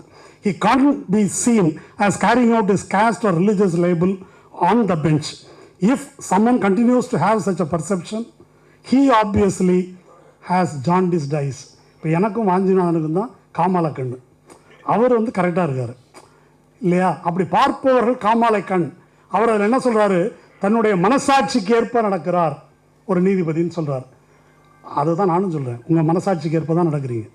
இப்போது மனசாட்சி, மோடியின் மனசாட்சியும் என் மனசாட்சியும் ஒன்றா? அந்த நீதிபதியின் மனசாட்சியும் என்னுடைய மனசாட்சியும் ஒன்றா? நீங்கள் என்ன விழுமியங்களின் அடிப்படையில் வளர்க்கப்படுகிறீர்களோ, என்ன விழுமியங்களை கொண்டிருக்கிறீர்களோ அதுக்கு தகுந்து தான் மனசாட்சி வேலை செய்யும். பாலஸ்தீனத்தில் படுகொலை செய்கிறார்கள், அந்த யூதர்களுடைய மனசாட்சி எப்படி இருக்கும் சொல்லுங்கள்? அல்லது இஸ்லாமியர்கள் இப்படி துன்புறுத்தப்படுகிறார்கள், வடக்கே இருக்கக்கூடிய சங்கிகளின் மனசாட்சி அதை கில்ட், குற்றம் என்று கருதுகிறதா? தர்மஸ்தலாவில் உள்ள ரேப்பையும் பாடலையும் செய்திருக்கக்கூடிய அந்த கோயிலினுடைய உரிமையாளர்கள் அவங்க அதை கில்ட்டில் புழுங்கிட்டு இருக்காங்களா? நம்ம பேசும்போது சொல்லுகிறோம் அவன் மனசாட்சிக்கு தெரியுங்க அப்படின்னு. மனசாட்சிக்கெல்லாம் தெரியாது. அந்த மனசாட்சி எந்த கில்ட்டுக்கும் ஆளாவதில்லை. இப்போ இந்த மனசாட்சியிலிருந்து தான் வருது. இந்த பிரபலமான ஜூரிஸ்ட் கௌதம் பாட்டியா ஒன்று எழுதியிருக்கிறார். ஜுடிஷியல் ஃபிலாசபின்னு ஒன்று இருக்குது. அந்த ஜுடிஷியல் ஃபிலாசபி அடிப்படையில் தான் தீர்ப்புகளுக்கு வியாக்கியானம் சொல்லப்படுகிறது. அந்த ஜுடிஷியல் ஃபிலாசபியை நாம் வெளிப்படையாக வைத்து விவாதிக்க வேண்டும் என்று சொல்லுகிறார். அப்போ அந்த ஃபிலாசபி அப்படின்னா என்ன? அந்த ஃபிலாசபியின் அடிப்படையில் தான் அதை அவர்கள் பார்க்கிறார்கள். அப்போது சனாதன கோட்பாடு என்பது ஒருவருடைய தத்துவமாக இருந்தால் அவங்க எப்படி இயங்குவார்கள்? இப்போ சுர்ஜித் என்பவன் கெவினை வெட்டி இருக்கிறான் இல்லையா? அந்த விஷயம் எப்படி பார்க்குறோம்? மார்க்ஸுடைய பிரபலமான மேற்கோளை ஒன்று சொல்கிறேன். ஒரு தத்துவம் மக்களை பற்றி கொண்டால் அது பௌதிக சக்தியாக மாறுகிறது. மனிதர்களை பற்றி கொண்டால் சனாதனம் என்ற தத்துவம் சுர்ஜித்தை பற்றி கொண்டால் அது அருவாள் எடுத்து வெட்ட வைக்குது. நீதிபதிட்ட அருவாள் இல்லை, பேனா தான் இருக்குது. அப்போ இந்த தத்துவம் இவர்களை பற்றி கொள்ளும் போது அது என்ன நடக்கிறது என்பதை நம்ம பார்க்குறோம். அப்போ இதை பேசுவதற்கு நாம் எதற்காக தயங்க வேண்டும் அப்படின்னு தான் நம்ம பார்க்கணும். தயங்க வேண்டியதில்லை. இந்த விஷயம் விவாதிக்கப்பட வேண்டும். அப்போ அரசமைப்பு சட்ட நிறுவனங்கள் எல்லாம் அதனுடைய உள்ளடக்கம் எடுக்கப்பட்டு கூடுகளாக மாறி வருகின்ற ஒரு நிலையில் நாம் இருக்கிறோம். இதை பற்றி பல பேர் பேசியிருக்கிறாங்க. பிரதாப் பானு மேத்தா என்ற ஒரு பிரபல இன்டலெக்சுவல், ஒரு பப்ளிக் இன்டலெக்சுவல், அவரை கரண் தபார் பேட்டி எடுக்கிறாரு. நீங்கள் இந்த மோடி ஆட்சியை ஃபாசிசம்னு சொல்கிறீங்களா, இந்த டெர்மினாலஜி எல்லாம் எனக்கு தெரியாது அப்படின்னு சொல்லிட்டு ஜெர்மனியில் நடந்த விஷயங்கள், ஃபாசிசத்தின் இலக்கணங்களை ஒவ்வொன்றா சொல்கிறாரு. அது இருக்குதா, அது இருக்குதா, அது இருக்குதா, எல்லாம் இருக்குது அப்படின்னா அதுக்கு என்ன பேர் வச்சா என்ன, அதுதான் என்று பதில் சொல்லுகிறார். அப்போது ஃபாசிசம் என்பது தெருக்கூத்தில் வந்தேனே அப்படின்னு சொல்லிட்டு டிக்ளேர் பண்ணிட்டெல்லாம் வராது இல்லையா, தன்னைத்தானே அறிமுகப்படுத்தி கொண்டு வராது. அதை நாம் புரிந்து கொள்ள வேண்டி இருக்கிறது. எஜாஸ் அகமது என்ற பிரபல மார்க்சிய அறிஞர் ஒன்று சொல்வார், every country gets the fascism it deserves. தனக்கு தகுதியான ஒரு ஃபாசிசம் தான் ஒரு நாட்டுக்கு வருது. நமக்கு தெரிந்த சேகர் யாதவ் என்ற ஒரு அலகாபாத் நீதிபதி கண்டெம்ட் கமிட் பண்ணியிருக்காரு. அவர் என்ன சொல்கிறாரு, அவர் காத்துமுல்லா என்று இஸ்லாமியர்களை பற்றி இழிவாக குறிப்பிட்டு பேசியிருக்கிறாரு. இப்படி நடந்துக்கிட்டாருன்னு இந்தியா கூட்டணியிலேருந்து அவர் மேலே கண்டெம்ட் கொடுத்துருக்காங்க. அது பெண்டிங் இருக்குது. அப்போ யூபியில் ஒரு நீதிபதி அப்படி பேசுகிறார், அல்லது பெங்காலில் கல்கத்தாவில் கங்கோபாத்யாயா ஒரு விதமாக பேசுகிறார். தமிழ்நாட்டில் இருக்கக்கூடிய நீதிபதிகள் அப்படி பேச மாட்டார்கள். ஏன்னா every country gets a fascism it deserves என்பது போல் இந்த மண்ணுக்கு எப்படி பேசணுமோ அப்படி பேசுவாங்க. அவர் நல்லவர், அவர் அப்படியெல்லாம் செய்ய மாட்டார், முஸ்லீம் தான் ஜூனியராக வச்சுருக்காரு, இதெல்லாம் நிறைய இருக்குது. ஆர்எஸ்எஸ் என்பது ஒரு ஹைட்ரா ஹெடட் ஆர்கனைசேஷன். ஒரே நேரத்தில் மோகன் பகவத் ஒரு வருஷம் எடுத்தீங்கன்னாக்கா முரண்பாடாக 10 ஸ்டேட்மெண்ட் பேசியிருப்பார். இப்படி பேசுவார், அப்படி பேசுவார், அப்படி பேசுவார். அந்த கட்சியைச் சேர்ந்தவர்கள் விதம் விதமாக பேசுவார்கள். என்ன கேட்டால் நான் ஒரு சிபாரிசு செய்கிறேன், இந்த அவங்க பேச இந்த ஹைட்ரா ஹெடட் ஆர்கனைசேஷன் ஒரே நேரத்தில் பல குரலில் பேசுவதை பற்றி ஒரு 100 பேர் பிஹெச்டி தீசிஸ் பண்ணலாம். இதில் இதெல்லாம் தொகுத்து இது அவர்களுடைய தன்மை. அதை வைத்து கொண்டு அவர்களை மதிப்பிட முடியாது. அதனால் நாம் எதை பார்க்க வேண்டும் என்று சொன்னால் என்ன அபாயத்தில் நாம் நிற்கிறோம் என்பதை பார்க்க வேண்டும். அந்த 4 நீதிபதிகளிடம் அந்த ப்ரெஸ் மீட் வைத்த போது 2018 நீங்கள் ஜஸ்ட் தலைமை நீதிபதி தீபக் மிஸ்ராவை இம்பீச் பண்ணணும் என்று கேட்கிறீர்களா அப்படின்னு இந்த 4 மூத்த நீதிபதிகள்கிட்ட கேட்குறாங்க. லெட் த நேஷன் டிசைட் அப்படின்னு அவங்க அது பதில் சொல்கிறாங்க. வேண்டான்னு சொல்லலை. இப்போ நான் சொல்வதும் அதுதான். நாம் வழக்கறிஞர்கள், தமிழ் சமூகம் இதை தீர்மானிக்கட்டும். அவர் இழைத்துள்ள நீதிமன்ற அவமதிப்புக்கு எதிராக நீதிமன்ற அவமதிப்பு தொடுக்கப்பட வேண்டும். மக்கள் என்றால் தமிழகத்தின் நாடாளுமன்ற உறுப்பினர்கள், இந்தியா கூட்டணியின் நாடாளுமன்ற உறுப்பினர்கள், அவர்கள் நீதிபதி ஜிஆர் சாமிநாதனுக்கு எதிராக நிச்சயமாக ஒரு இம்பீச்மெண்ட் கொண்டு வரணும். அது வெற்றி அடையாது என்பது நமக்கு தெரியும். ஆனால் இது தேசிய அளவிலான ஒரு விவாத பொருளாக மாற வேண்டும். அப்படி மாறும்போது மட்டும்தான் தமிழ்நாடு வாய்ஸ் ஆஃப் டிஎன்னு வச்சிருக்கிறோம், தமிழ்நாட்டின் குரல் இந்தியாவெங்கும் ஒலிக்கும். இதை இப்படித்தான் அணுக வேண்டும் என்பதை இந்தியா புரிந்து கொள்ளும் என்று கூறி விடைபெறுகிறேன். நன்றி.